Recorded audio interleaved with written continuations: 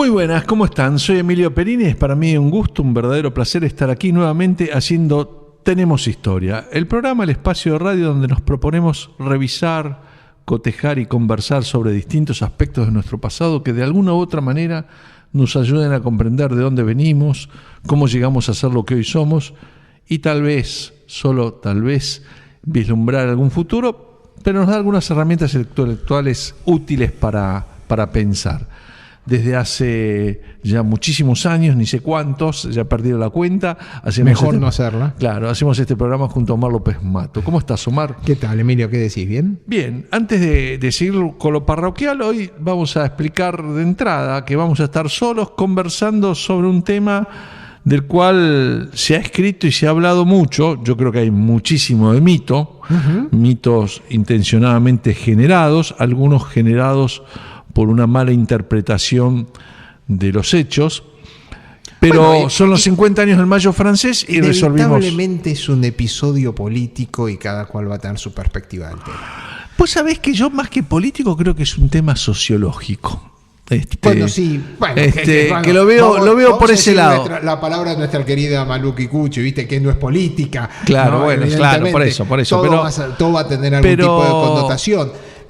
Muchos quisieron capitalizar este episodio políticamente y todos fracasaron. Porque fue utópico. Exactamente. Es una revolución utópica. Ni siquiera fue una revolución. Es que ese es el punto. Y la otra discusión que hemos tenido tantas veces con el querido amigo Marcelo Giofré, no son las revoluciones una utopía, no es la pesadilla eterna la revolución que genera una expectativa que termina siendo un enorme baño de sangre y que después termina en el punto del cual partió, dando origen al verdadero o retornando el verdadero origen de la palabra revolución, que es la vuelta en redondo sobre el mismo lugar. Siglo, sí. A alta velocidad. De ahí viene la palabra. Exactamente la vuelva en redondo. Es la vuelva con un escalón, o más arriba o más abajo. Es cierto, pero yo creo que la mayoría de las revoluciones son un tremendo fracaso y son la pesadilla de unos y el sueño de otros, convertido siempre en una maquinaria totalitaria. Le podríamos dedicar un programa y sobre todo o varios programas a las principales revoluciones de la historia reciente, y han aparecido 2 libros sobre esta cuestión, que es una cuestión que a mí en los paseos que teníamos por Palermo hace más de una década con Marcelo Giofré era una discusión permanente. Él es partidario de las revoluciones y los cambios drásticos y yo siempre fui un reformista. Él está más fascinado porque las grandes revoluciones que se recuerdan fueron... a él le gusta Heráclito y a mí me gusta Parménides. Son revoluciones liberales. Y bueno, siempre es preferible la evolución a la revolución, pero lamentablemente... Revoluciones exitosas son muy pocas. No, por supuesto, pero lamentablemente la gente a veces tiene... Y revoluciones fracasadas son decenas o centenas. Ahora...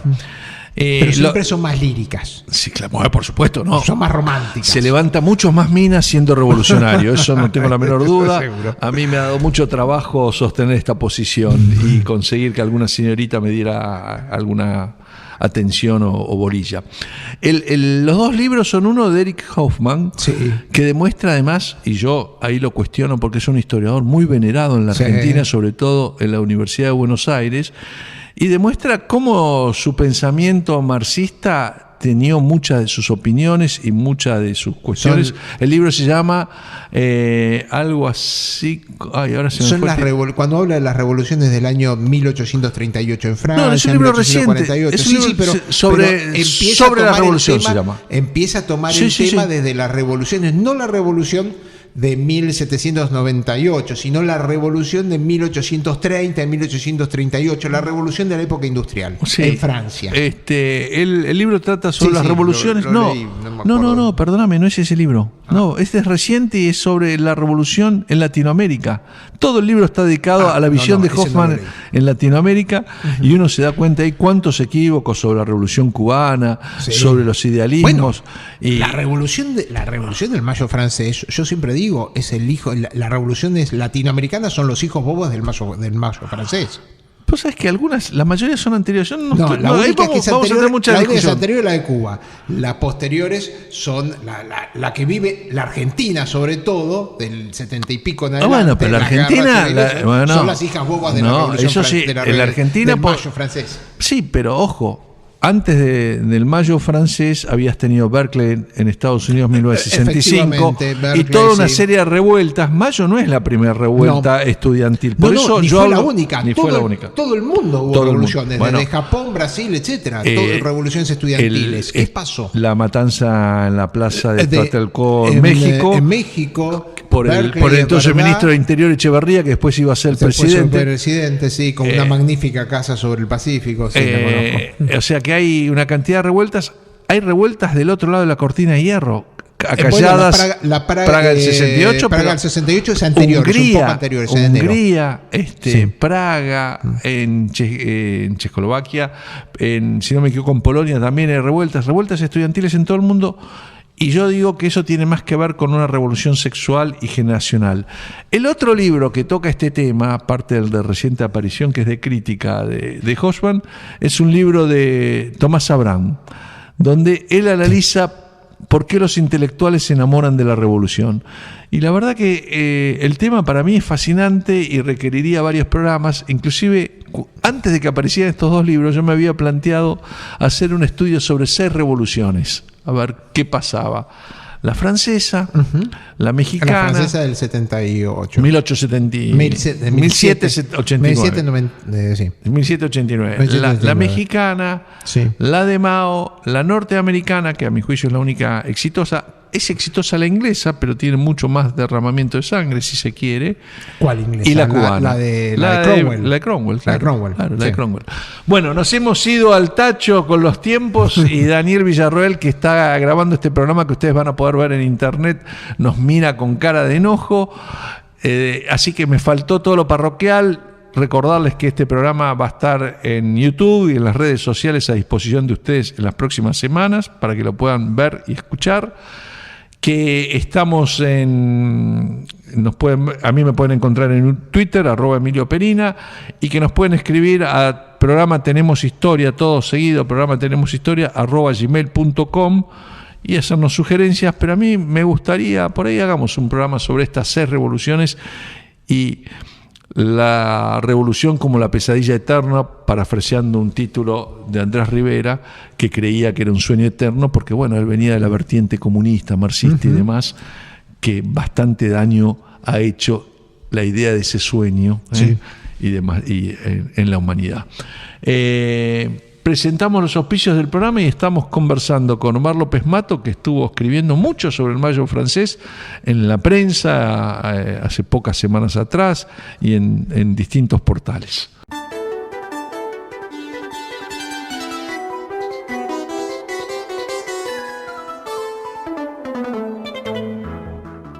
Seguimos en Tenemos Historia. Hoy nos vamos a dedicar a conmemorar y reflexionar sobre los 50 años del Mayo francés, algo que a mucha gente le divierte, le apasiona. Hay mucho mito construido en torno a esto. Entre nosotros tenemos que decir que no estamos del todo de acuerdo, hay aspectos que en el corte seguíamos discutiéndolo con Omar, pero vamos a tratar de, a través de distintas pinceladas, tratar de explicar lo que fue, para mí, ¿sabes qué, Omar? Es uno de los primeros grandes fenómenos de la globalización en las comunicaciones. Claro, porque realmente vamos a empezar a dar un poco de data concreta, ¿no? Es decir, como vos dijiste, hubo una revuelta en Berkeley, hubo la revuelta en México, una revuelta en Japón, en todos los países. En Brasil la marcha fue muy de los grande. 100.000 en Río de Janeiro. Entonces decís, pucha, ¿y por qué los estudiantes? Porque realmente, es decir, era un momento conflictivo de la humanidad, sobre todo porque estaba llegando a su culminación el tema de Vietnam, ¿no? Había mucha discusión sobre Vietnam. Que ojo, pero ¿por tampoco qué Vietnam? De hecho, cuando los franceses no hicieron una manifestación cuando perdieron Dien Bien Phu. Y quiero recordarte que Vietnam duró 5 años más. Claro. O sea que no es verdad. Pero en esa época fue el año de la ofensiva del TET. La ofensiva del TET, exactamente. El 30 de enero creo que es. Por ahí, por más o menos en esa época. No, yo digo que es uno de los primeros fenómenos de la globalización, y la idea no me pertenece, la de haber leído de Marshall McLuhan o Dominic Dalton, de algunos de los comunicadores y pensadores de la comunicación de los años 70, porque el efecto contagio, el efecto imitación que se dio a través de dos vías. En algunos casos la televisión, que en el caso de la televisión europea ya existía como ya existía la eurotelevisión. Sí.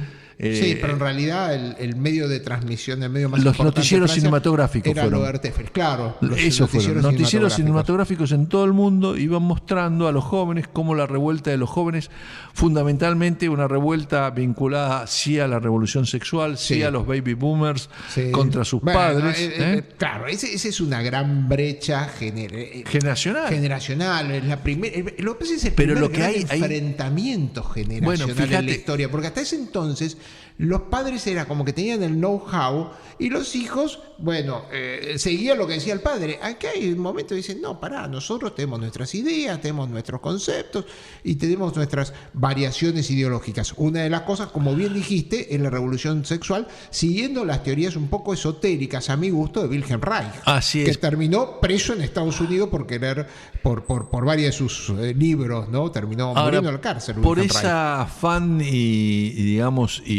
embelezamiento que tenemos por la cultura europea, muchos intelectuales argentinos creen que el Mayo francés fue una cosa realmente importante. Sí. Pero mucho más importante fue Berkeley y el movimiento hippie. Claro. Eso tuvo una duración mucho más extensa. Mucho más larga. Y eso es lo que va a generar después una cantidad de movimientos pacifistas contra la guerra de Vietnam. Los primeros movimientos ecológicos nacen de ese movimiento hippie y no tanto del... El Mayo francés los toma, pero son mucho más fuertes. O sea, en general te diría que fue mucho más importante la revolución que se produce de América y que va a recorrer todo el mundo para llegar al Mayo francés que lo que produce la misma Francia. Yo sé que esto a los franceses los enoja mucho porque ellos siempre quieren ser... Bueno, pero el que empieza la revolución es un alemán. Como diría... Bueno, y empieza... Como tantas cosas, no empieza en mayo, empieza en marzo. Marzo 22. El 22 de marzo del 68. Aparte, ¿sabés qué provocó esa huelga del 22 de marzo del 78 de los estudiantes? La visita de un ministro para inaugurar unas piletas que había en la Universidad de Nanterre. Pero ¿cuál es el motivo de la protesta? Que acababan de separar los comedores de varones de los comedores de mujeres. Sí. Y Cohn-Bendit, el Colorado, que parece que tenía arrastre, Daniel Rojo, se puso loco con eso, levantó a todos y dijo, no, nosotros queremos seguir comiendo con las chicas e interrelacionándonos con las chicas. Sí. El tema nace como un tema totalmente sexual. De hecho, el propio Cohn-Bendit escribió un libro que, ¿cómo se llamaba? 20 años después, en 1988, que se llama algo así, La revolución que soñábamos, una cosa así creo que se llama, donde él dice, nunca tuve una idea ideológica, siempre los acontecimientos me fueron convirtiendo en líder, yo fui para levantar minas, como diría Dolina. Y lo confiesa él así, lo confiesa 20 años después. Seguro. Claro, es que es así muchas veces. Y tiene la oportunidad de increpar a este ministro que va a inaugurar la pileta, y eso desata un escándalo. Lo quieren sancionar en la universidad y ahí se levantan todos los estudiantes y se empiezan a levantar en cadena todas las universidades. Y las fábricas. Las fábricas después, pero en un momento se pará, porque lo interesante es como la cronología, por ahí lo podemos ver enseguida, pero ahí hay un momento en el cual la crisis es mal leída por las autoridades francesas, que creen que detrás de esto o está Moscú, porque estamos en plena Guerra Fría aún, o está el Partido Comunista Francés, y empieza toda una cháchara sobre estudiantes y trabajadores unidos que nunca terminaron de unirse, hay cientos de películas, documentales sobre esto, y empieza a tratar desde las fábricas a mostrar un descontento que había contra De Gaulle. Anticipo, lo que ya diremos más adelante, que todo eso fracasó porque De Gaulle ganó las elecciones 2 meses después del Mayo francés. En agosto ganó las elecciones. Y todos los ministros de Gaulle, porque eso es lo que llama la atención. Estaba Mitterrand, estaba Giscard d'Estaing, estaba es que probablemente todos los ministros de Gaulle fueron después los que llevaron adelante la política francesa, es decir, consolidaron a una derecha más atenuada, a una izquierda más atenuada, lo podéis decir de distinta forma, que después se continúa. Macron y Sarkozy son descendientes de políticos de esta gesta, claro, de esta gesta, es decir, del legolismo de una forma. Ahora, el movimiento es tan inesperado y tan sorprendente que los líderes políticos de Francia, como te decía antes, tanto del gobierno como la oposición, creen que hay otras razones y empiezan a buscar teorías conspirativas, y lo único que hacen con eso es agrandar la crisis, digamos, sí, el conflicto y la crisis, y en un momento dado parece que la cosa se va a desmadrar y parece que el gobierno cae, que la república se viene abajo, la Quinta República Francesa se va a venir abajo, sí, y sin embargo, así como empezó, se desinfló, sí, y quiero reiterar esto, fortalecido. Gana las elecciones 2 meses después, en agosto del 68, y va a ganar la siguiente elección y recién va a perder una elección en el 69, que es cuando renuncia. Hablemos de la cronología para hacer algo más en claro. Como dijimos, el 22 de marzo empieza la revuelta en Nanterre. El 3 del 5 la policía obliga a los estudiantes que habían tomado la Sorbona a evacuarlo. El 10 y el 11 sucedió la llamada Noche de las Barricadas, que esto es... siguen la revuelta de 1830, es decir, como los miserables, para decirlo de alguna forma. Claro, o 1848. Lo que acá me parece que fue sucediendo, que sobre un movimiento espontáneo y no ideológico ni político, lo ideológico si se quiere entre comillas, pero se van agregando factores, gente que quiere sacar ventaja. De hecho, alguna vez se lo escuché a Tomás Abraham, de los que hace un papelón memorable es Jean-Paul Sartre, porque sí, va a hablar, y claro, Sartre era de la otra generación y se manda un discurso larguísimo y los estudiantes empiezan medio a chiflarlo porque sí, ya los aburría, ya resultaba plomo, era larguero. Bueno, pero él después sigue con Liberación, el diario de él después se hace más popular, para decirlo de alguna forma. No, bueno, la popularidad de Sartre ya existía como filósofo y como dramaturgo. Lo que ocurre... fue lo del premio, el rechazo del premio Nobel, no me acuerdo bien. ¿Cuál es el rechazo del premio Nobel? Fue 72, 73 me parece. Me parece que sí. Pero acá... él va a colocarse como a la cabeza, quiere colocarse a la cabeza y liderar esto, y lo sacan medio carpiento, porque no le funcionó. Y me parece que esto también tiene que ver con otra de las características del Mayo francés, muy influenciado, y hay quien dice que inclusive ahí hay una intervención de un argentino, que ahora no retengo el nombre, que fue el que diseñó la mayoría de los afiches que espontáneamente se fueron reproduciendo. Bueno, eso es otra cosa que después vamos a leer, porque a muchos son antológicos. De hecho, como siempre, terminan revolucionarios, pero terminan en las remeras, impresos en las t-shirts, ¿no? Por supuesto. Por la burguesía. Pero déjame que aquí hay también otro tema de la comunicación, porque lo que se estaba imponiendo y lo que funcionó muy bien en el Mayo francés es el eslogan, la idea breve, la frase corta, el afiche. En cambio, el discurso de Sartre era un discurso para ellos tan aburrido como lo que podría ser uno de Alfredo Palacios o Ricardo Balbín hoy en día, ¿no? Pero vos fíjate una cosa, el 18 del 5 por única vez se clausuró el Festival de Cine de Cannes. Los directores como Truffaut, Godard, Resnais, Chabrol se solidarizaron con los obreros cinematográficos en huelga porque André Malraux, en ese momento ministro de Cultura, había echado al director de la Cinemateca Francesa, el icónico Langlois. Los directores juraron hacer cine militante, que nunca lo hicieron. No, esos no. Alguna película de Godard puede ser, pero cine militante no fue. Vamos a hacer una pausa en el programa de hoy de Tenemos Historia y seguimos conversando, ir desgranando aspectos del Mayo francés que, por supuesto, para quien lo vivió debió ser un momento heroico y espectacular. Bueno, pero que ha dejado una represión policial violenta, hubo coches quemados. Bueno, sí. En 1998, perdón, voy a alargar el bloque con esto, la policía en Francia durante el Mundial te mataba a palos, o sea, no cambió mucho. Y si vas hoy a hacer un lío en Francia, la policía te mata a palos. No, sí. Vamos a una pausa y seguimos en Tenemos Historia conversando con Omar López Matos sobre los 50 años del Mayo francés y lo que nos ha dejado.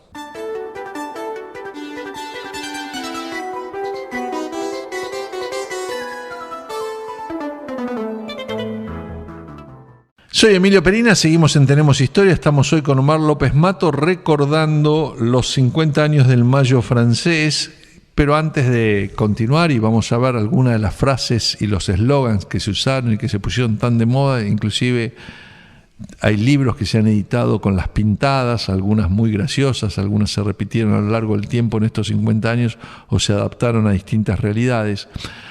Antes de ir a todo eso, recordémosle que nos pueden escribir a programa Tenemos Historia, todo junto, programa Tenemos Historia @gmail.com, que ahí nos pueden hacer llegar sugerencias, temas, ideas, críticas, ¿por qué no? Que estamos en las redes sociales, nos pueden encontrar en Facebook, tanto Facebook de Olmo Ediciones como el Facebook de Tenemos Historia, y ellos los va a remitir o les va a permitir encontrar fácilmente los programas anteriores de este ciclo que ya está por transitar su año número 13 y que están tanto en YouTube como algunos que todavía están en vimeo.com y se siguen escuchando. Omar, nos quedaron algunas de las frases, yo me las acuerdo algunas de memoria, porque tanto he leído sobre esto.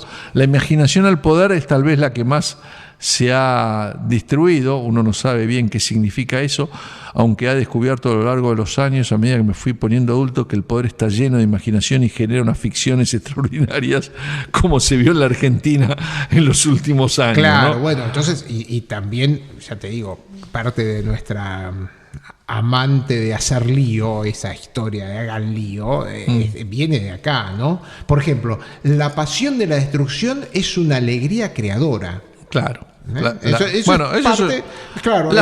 revoluciones son vistas como creadoras y en realidad son destructivas. Esta revolución le costó a Francia 20.000 millones de francos, es decir, por las destrucciones y todo eso. O sea que bueno, acumulen rabia es la otra frase que escribieron en la Sorbona, en l'Odéon, en toda esa zona del Quartier Latin. El barrio latino, ¿no? Debajo del empedrado del asfalto está la playa. Una frase genial, ¿no?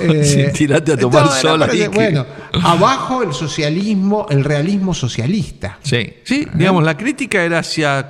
Eso demuestra que no había una ideología cosa organizada. Y sobre todo iba a cualquier estructura, autoritarismo. El comunismo soviético, que era lo que imperaba en ese entonces. Abajo, el realismo socialista. Viva el surrealismo. Todos somos Dada, por el dadaísmo, ¿no? La poesía está en las calles. Bueno, la idea de que... hasta pusieron una frase de Shakespeare que es: hay método en tu locura, de Hamlet. Claro. Hay método en tu locura. Sean realistas, pidamos lo imposible. Esa es otra famosa, ¿no? Sí. La imaginación al poder y sean realistas, pidamos lo imposible, creo que son las dos que más carrera han hecho, son recordadas como el Mayo francés. Que viene de Deodoro Roca, es una frase de la revolución, de la reforma universitaria del 18, las frases de Deodoro Roca, cordobés, intelectual. Que fue la primera gran revolución universitaria, la del 18. Sin duda. Prohibido prohibir es Deodoro Roca puro. No hay pensamiento revolucionario, hay actos revolucionarios. Es cierto eso, ¿no? Esa es otra frase que después en la guerrilla latinoamericana eso prendió. Vamos a hacer actos, lo importante era actuar. No era qué es lo que decían ni por qué actuábamos. Lo importante era estaban actuar. Las ideas de un filósofo de la escuela de Frankfurt, Heber Marcuse, que planteaba las diferencias en teoría y praxis, y todo eso estaba muy de boga. El hombre unidimensional era el libro de Marcuse. Sartre, Althusser. Sí. Esos eran los ideólogos de izquierda que después siguieron en toda la década del 70, etcétera. Regis Debré, amante del guevarismo. Ahora ya estaba en Cuba, ¿no? En el 68, no, ya estaba preso. Estaba preso. Debré se perdió el 68, pobre, qué mala suerte. Abraza tu amor sin dejar tu fusil. Acá viene lo de la revolución sexual de la que estamos hablando, ¿no? Es decir, cómo mezclaban todo. Sí, además ahí fusil se puede interpretar de dos maneras, ¿no? Una fálica desde ya. Vos siempre con esa mentalidad. No, pero está muy claro eso.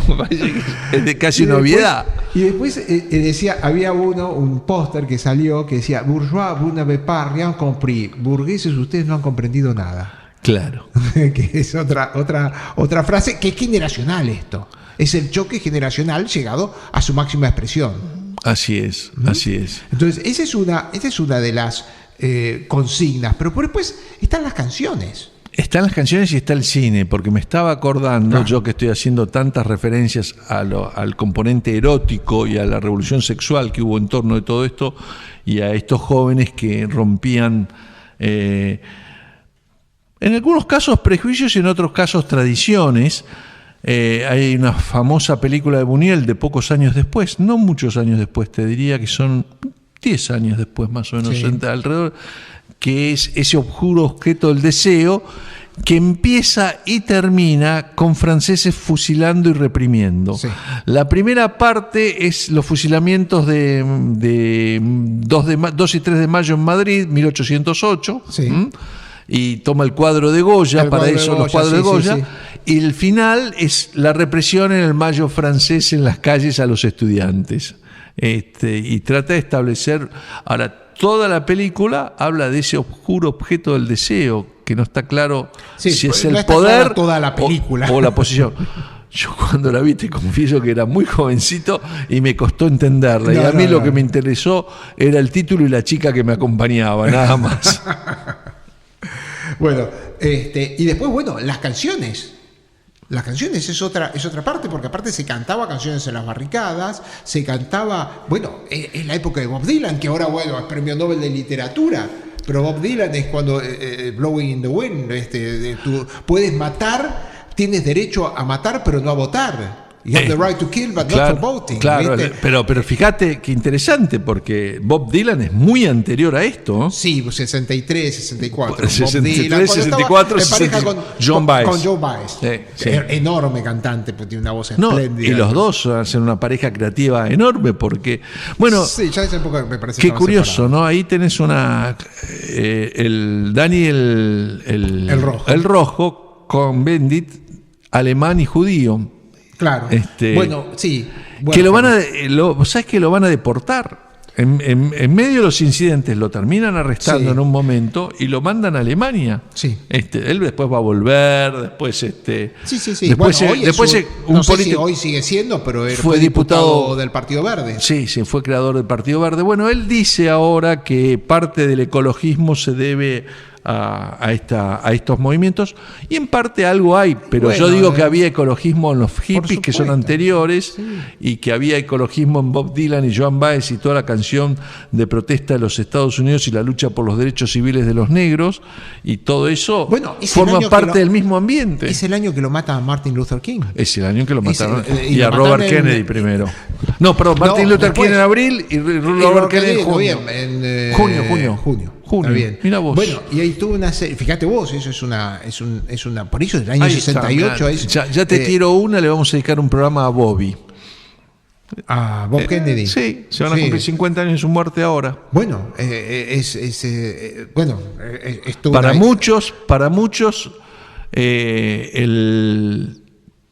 el político más interesante de la década, muy superior a su hermano. Por supuesto. Y aparte, ¿por qué su hermano lo elige como Procurador General de la Nación? Es decir, ¿qué es lo que es? Es la lucha contra las mafias. A pesar de que los Kennedy habían subido por las mafias, porque el padre tenía no encuentres parecido con las cosas que nos suceden, pero muchas veces los que provienen de un poder o de un sector terminan siendo los reformistas. Que cambian las cuestiones. Acá pasó, por ejemplo, para darte un ejemplo muy más lejano y no tomar alguno muy cercano, lo tenés a Roberto Marcelino Ortiz, que asume con el fraude y con cierto esquema de poder y resuelve en el año 38 empezar a democratizar o dar sentido republicano a un sistema que constaba como el fraude como una posibilidad. O justo con su hijo Quebracho, que también el padre completamente Liberio Justo. Y Liberio Justo, el Quebracho, completamente izquierda. Bueno, vamos a un corte. Vamos a un corte, pero yo te voy a decir además que la chica con la cual fui a la película es la madre de mis hijos. Ah, bueno.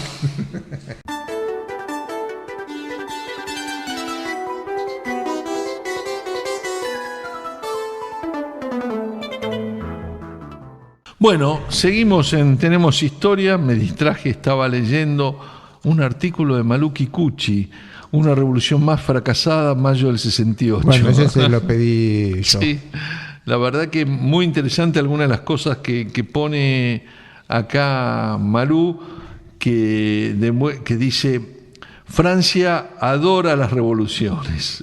Y sí, y las exporta. Sí, son glamorosas para el resto del mundo, pero todas fallidas. Se venden como si fueran exitosas y como si eso fuera muy bueno, y en realidad no fueron tan exitosos porque, como ya dijimos, y vamos a ver si todavía tenemos algún datito más para recordar, las elecciones de agosto las termina ganando el gaullismo. Sí. Así que... Sí, un año después, lo que pasa es que De Gaulle tenía un poco decía, hay que gobernar con la renuncia en el bolsillo. Es una frase que me dejó mi padre. Mi padre era un admirador de Gaulle. De hecho, fui a ver la tumba de De Gaulle, Colombey de Seglis, ¿no? Pero De Gaulle lo que hacía es, bueno, yo quiero tal cosa, si no, renuncio. Una vuelta le salió, 2 veces le salió, la segunda que no le salió tuvo que renunciar. Claro. Y murió 2 años después, 3 años después, no murió mucho de tiempo después. Pero una de las cosas que también... sin dejar unas conversaciones maravillosas con André Malraux. Con André Malraux, sí, seguro. La hoguera en Encinas se llama el libro, donde tiene esas conversaciones sobre el poder. Que están hechas en donde vivía, en Colombey de Seglis, porque él se fue, retiró ahí fue enterrado. Pero otra de las cosas que tiene también el MAC es la música, porque acá la música, como decíamos antes, es trascendental. La música es lo que va marcando. Una de las canciones que mal aparece después es Imagine, que conoce todo el mundo desde el 72, pero es una de las canciones de Lennon que realmente marca el sueño utópico de esta revolución, porque esta revolución también fracasa porque ellos mismos reconocen que son surrealistas, utópicos, existencialistas. No pueden concretar, le falta lo que diría mi profesor de filosofía, sustrato ontológico real. Bueno, Malú en su artículo recuerda una canción del cantautor francés Charles Trenet, pero que en realidad la estrenó aparentemente en 1943, o sea, mucho antes, pero que en los 60 se pasó mucho, y en los 70 también. ¿Qué reste-t-il de nous amours? ¿Qué queda de nuestros amores? ¿Qué queda de esos bellos días? ¿Qué queda de todo eso? Díganmelo. Una foto, una vieja foto de mi juventud. Y esta canción, de alguna manera, se pasaba porque para mucha gente en los 70 era un recuerdo romántico del Mayo francés. Bueno, una de las canciones que cantan durante la revuelta y que estaba, era una canción que se llama Il est 5 heures, Paris se veille. A las 5 de la mañana París se levanta, que es de Jacques Dutronc, que vamos a escucharla, esperemos que poder pasarla hoy, con letra de Jacques Lastman e inspirada en otra canción de 1802 que era Tableau de Paris 5 heures du matin, cuadro de París a las 5 de la mañana, de Marc-Antoine Madeleine de Gossier. Y después también está la otra canción que canta, que es un tema de Bariste, que es La Revolución, cantante, físico, investigador francés que grabó varios discos entre 1967 y 1975. ¿Qué haces de las calles criaturas?, pregunta el padre. La revolución contra la sociedad de consumo. La revolución. En la grabación, el coro se formará con miembros del Comité Revolucionario de Agitación Cultural, que fue uno de los grupos agitadores de este Mayo francés. Después, por supuesto, esto creó canciones. Hay muchas canciones pasadas. Bueno, hay una de Arjona, ahora. El hijo le pregunta qué hizo en el Mayo francés. Claro, la de Léon Ferré, que es Les Anarquistes, y 20 años después... Hay alguna de Sabina también, con referencia romántica al Mayo francés. Hay muchas. Y después, bueno, el formato, aparte por primera vez, Jacqueline Thève hace un disco homónimo que rápidamente muestra la modernidad con los arreglos. Empieza el rap acá, porque empieza recitado, que es un recurso operístico, tosca, es gran parte de la ópera tosca, en gran parte recitativo, pero acá encuentra tener Bueno, una cosa que no dijimos, y cuando estabas tocando la cronología y lo estoy tomando de Malú, el momento culminante tal vez es el 20 de mayo, sí, que cuando habla de Gaulle. Para la Renault, después de que habla de Gaulle. Después de que habla de Gaulle. De Gaulle habla el 19, que dice y plantea reforma sí, caos no. A De Gaulle le pasó algo parecido a lo de la Rúa, digamos. Después de que habló, saltó un cacerolazo, o los otros duplicaron la apuesta. Pero De Gaulle tal vez tuvo más fuerza para sostenerse. El 20, el discurso de Gaulle es el 19 de mayo. El 20 de mayo se declara la huelga más importante que se conozca en la historia francesa aún hasta la actualidad. 9 millones de parados. Exactamente. Y para la Renault, que era la empresa estatal o semiestatal en aquel momento, y todo muy empujado ahí sí por la mayoría del Partido Comunista Francés. Pero lo que va ocurriendo después es que en el resto de Francia hay como pequeños repliques de la misma revuelta, no queda solo concentrada en París. Ahora, ya el 24, que la revolución llegó a toda Francia, pero el 27 se firma un acuerdo general en sindicatos, patronales y el gobierno, con el ministro Pompidou y el secretario de Estado de Asuntos Sociales Chirac, y el 30 gran desfile militar. De Gaulle resuelve la asamblea, convoca elecciones y las gana 2 meses después. O sea, pero fíjense, se desinfla. El 30 de mayo termina todo con un desfile militar, y De Gaulle aclamado. Pero después sigue, estos personajes son los que gobiernan Francia durante los próximos 30 años. Un poquito menos, en el 81 llega Mitterrand al poder. Pero Mitterrand también estaba en el gobierno de Gaulle para mí. Puedo equivocarme, pero estoy casi seguro. Me llamó la atención lo leí que Mitterrand estaba, pero estaba en el gobierno. Y esto lo que termina consagrando es que, fíjate vos, las elecciones posteriores arrasa De Gaulle. Mira, yo dije que las elecciones habían sido en agosto y me debo haber equivocado, o debe haber habido otras elecciones en agosto, porque De Gaulle gana las 2 elecciones subsiguientes. En junio, no había pasado un mes de que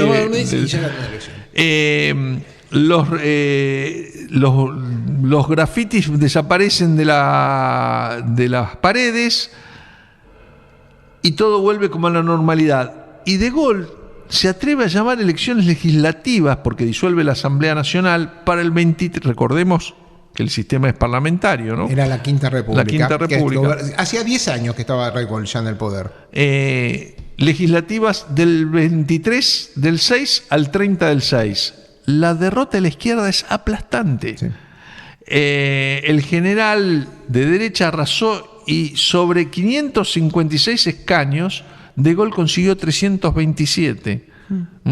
Esto me parece que es lo más elocuente de que hay un mito de una revolución que nunca fue, que por suerte no podía llegar a ser. Que por suerte tampoco significó grandes derramamientos de sangre. Hubo algunos muertos, algunos heridos, pero nada significativo comparado con otros episodios de violencia de ese mismo año, 68, y recordamos al comienzo del programa la matanza de 200 estudiantes en una manifestación en México. En México, y la primavera de Praga, que también fue previa a las Olimpiadas de México. Ese año México organizaba las Olimpiadas, y la matanza, si no me equivoco, también es en junio, es en el primer semestre del año. No me acuerdo ahora el mes exacto, pero es el primer junio. El primer semestre del año. Seguro, ¿no? Que fue junio. Así que, bueno, me parece que la poesía que está en las calles, y las canciones, y la literatura, y el cine, han construido mucho más del Mayo francés que lo que el Mayo francés en sí mismo es o dejó, ¿no? El Mayo francés dejó un mensaje que, lamentablemente, como te decía, es parte del hijo bobo de la izquierda latinoamericana. Su hijo bobo es la izquierda latinoamericana, que revolución por revolución, actos revolucionarios, no ideas, hay que hacer lío, hay que hacer conflicto. Es parte de nuestra maldita herencia, que hemos tenido a lo largo que hemos tenido y que tenemos de una forma u otra, prolongado en la izquierda inorgánica, en el populismo inorgánico que lamentablemente se abatió sobre América Latina. Ahora vos decías... Ya te digo, parte de la culpa es esta revolución utópica, idealista de los muchachos de la Sorbona. Vos decías que todo esto tuvo réplicas lo dijimos, en todo el mundo, algunas antes del Mayo francés, otras posteriores. Pero la Argentina iba a tener una imitación muy clara y contundente, donde también se unieron estudiantes y obreros, al igual que en Francia, y iba a pasar un año después con el Cordobazo en 1969. Claro.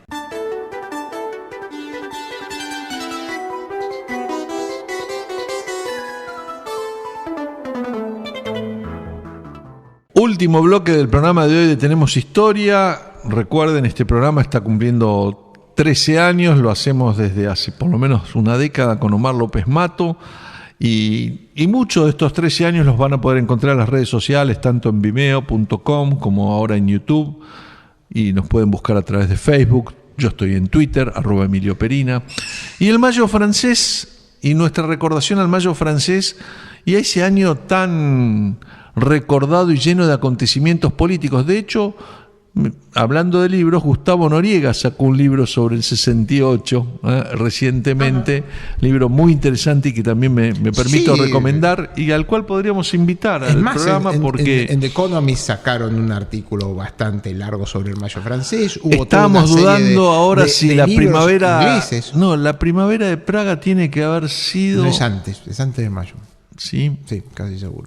Y si tiene que haber sido abril-mayo porque es primavera.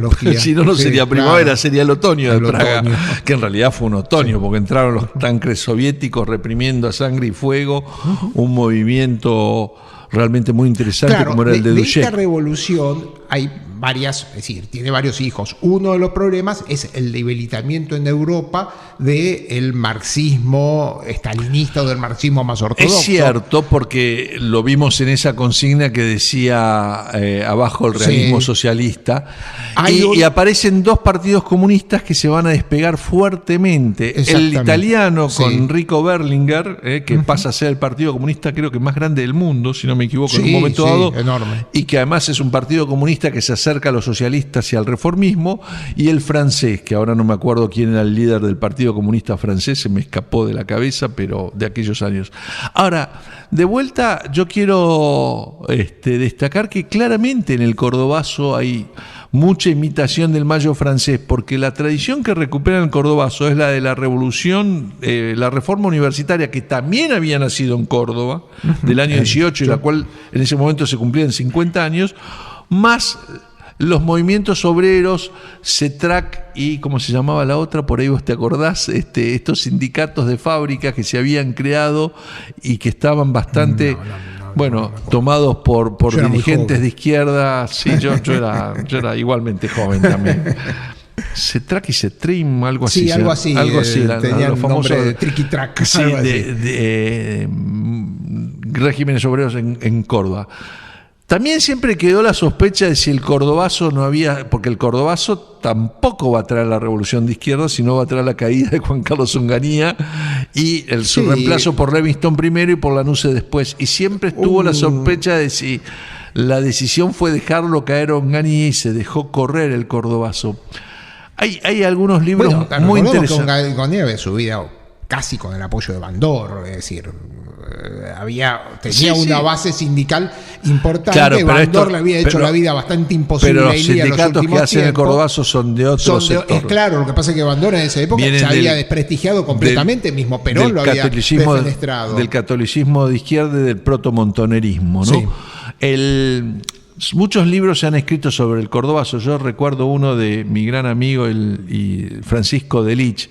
Y una cosa que el gringo Delich, que fue rector de la Universidad de Buenos Aires, un intelectual muy importante, y de la Universidad de Córdoba, contaba, era su experiencia en el Cordobazo, porque él dice que, no sé si no había nacido su hijo, o que él salía de un sanatorio, de una situación personal que lo había aislado de la realidad política. Él era ya un intelectual y un militante político. y que se da cuenta de que el cordobazo es una cosa loca cuando ve a un vago reo típico cordobés, apuntándole con una pistola a un policía y llevaba al vago detenido al policía.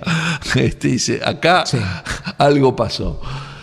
Nos quedamos sin tiempo y trataremos en los próximos programas de recordar algunas de estas otras revueltas tan típicas de esa época del año 68. El año 68 es un año paradigmático. Yo creo que es muy interesante el tema de los Kennedy, tocarlo. Sobre todo el de Bob Kennedy. Verlo con otra perspectiva, no con la idealización apologética, sino un tema de cómo era una lucha concreta la que tenían los Kennedy, ¿no? Yo creo una que meta concreta, la destrucción de la mafia. Y es un personaje. Y se valieron de cualquier forma, constitucional y no constitucional.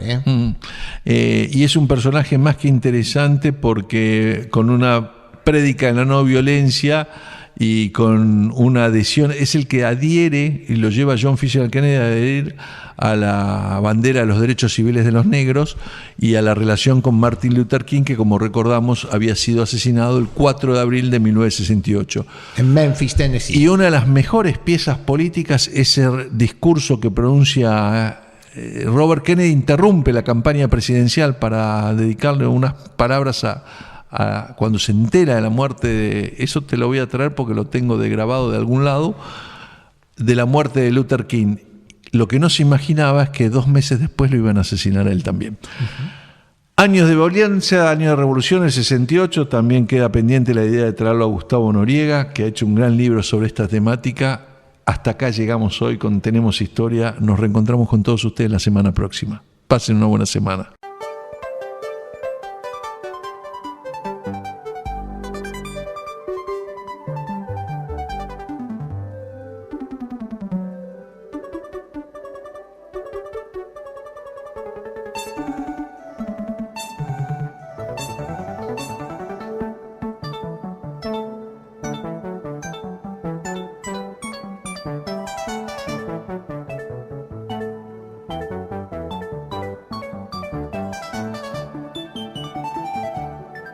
Thank you.